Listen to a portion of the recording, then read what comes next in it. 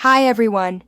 This time I want to talk about what could be described as a mind control level way of making someone unable to pull away from you. When you hear the term mind control, it might sound dangerous or unsettling, but if you think about it carefully, romance itself has elements that are very close to mind control or conditioning.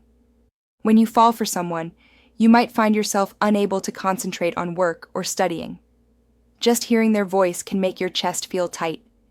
Sometimes you even lose your appetite.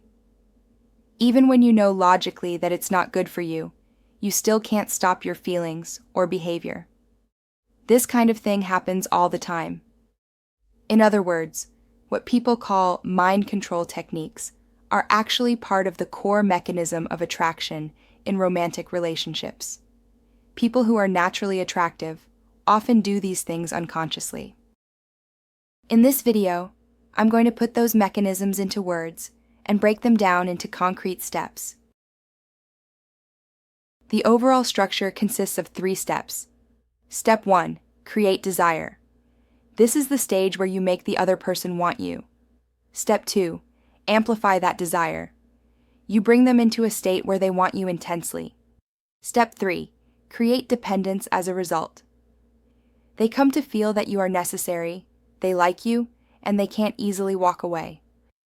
Before getting into the methods, let's talk about the foundation behind all of this.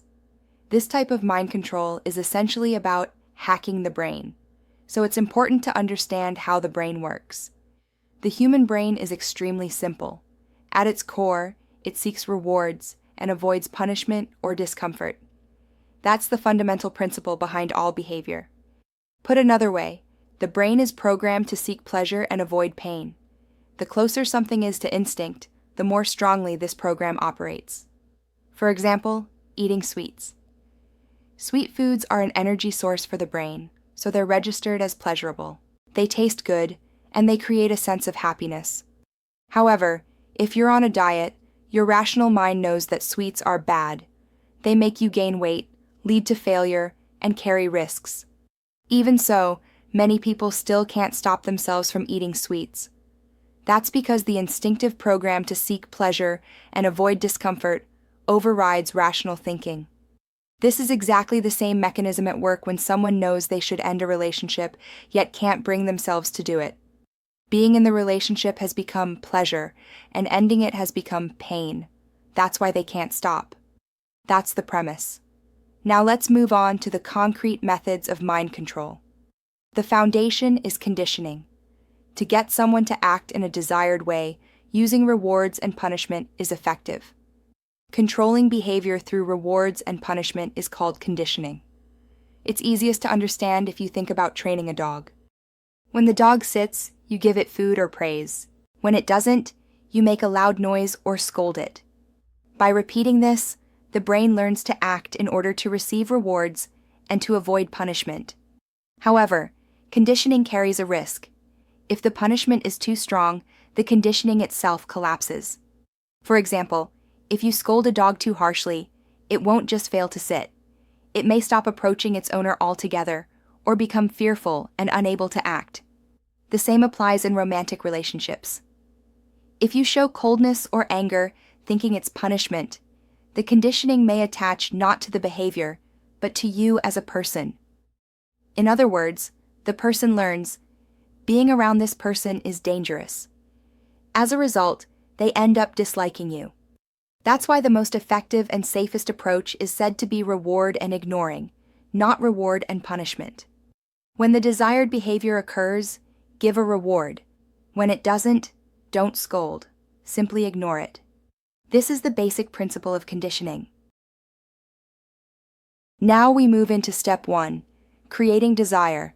This stage is about making the other person want you.